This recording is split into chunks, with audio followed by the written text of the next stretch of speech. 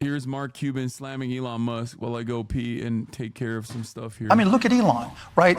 Elon, in being one of those powerful people, he's trying to be the most influential man in the world. It sounds like a commercial, but literally that's what Twitter has given him. I've got to say, I think he might be that. I don't even think he's trying to be. When you talk about somebody who is setting up satellite links for war zones and also controlling discourse in the most important media platform, I would think he is the most powerful. Because Twitter is in almost every country, right?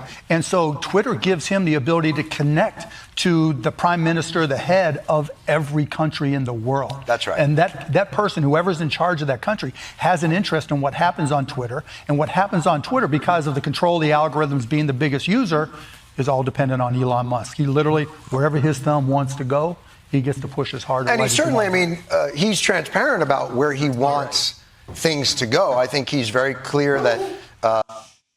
Okay, for sports guys, I'm only a combat sports fan.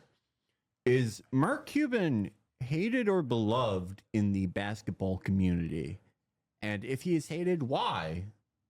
I don't know anything. I know he owns some team. He's beloved? That's what we're seeing? Okay. And I know he made his fortune by inventing CNET, which is very funny to me. I think it's great that you used to be able to invent a web comic or something and make $8 billion.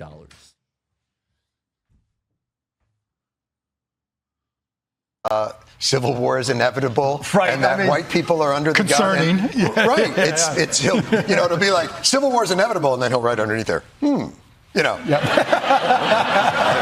Kind of an understatement on there. But I can't decide whether or not it's better to know exactly where he stands and know where he's going to be put the thumb on, because he's clearly a very bright guy. Yeah, for sure. And he has a media empire that has the largest reach and most influence of anything on the face of the earth. And there's no question he's going to leverage it in this election. No question. But the crazy part is he has more impact globally than he does domestically, in my opinion, right? Because when you go on X, you see a preponderance. First of all, I want to state again, Jon Stewart looks great. This is like an 82-year-old man, I think. And he looks awesome.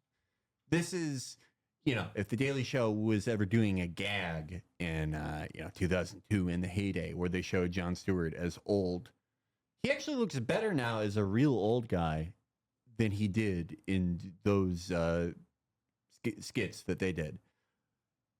Second of all, I don't really agree about Twitter being incredibly influential everywhere. As in Amerifat, people in other countries are using Telegram.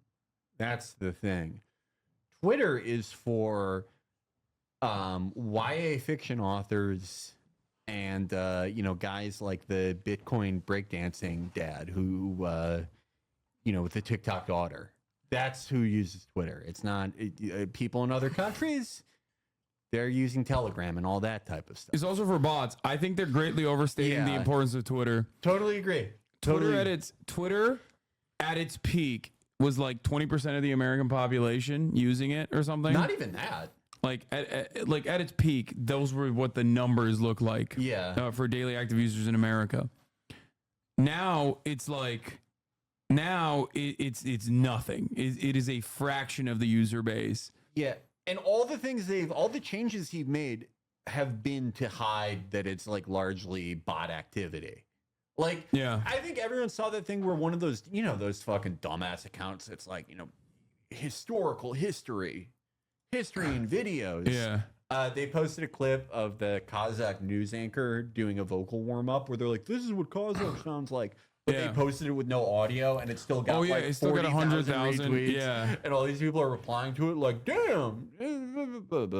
Yeah, it's one of the best examples of the dead internet theory. 100%. I don't fully believe in dead internet theory. I think that like on Twitter though, there is like, I don't even think it's like a deliberate like botnet, like people like to characterize botnet as. I just think like no one is paying attention, and these things are just automated. Like fuck, you know, like the like weird. Everyone gets these weird spam DMs now, where it's like, the pussy in bio type thing. Yeah, and it's like. They don't even. There's not a link to a website. I was looking for pussy, and I went to the website, and it was not there. But no, they're literally just bots that are advertising nothing because it's just all automated, and no one is like at the wheel. Yeah. Here have you seen the Aiden Ross though? Oh, is he's a birther on you? He so first he did the Trump interview. Did you see that? Yes. It was fucking awesome.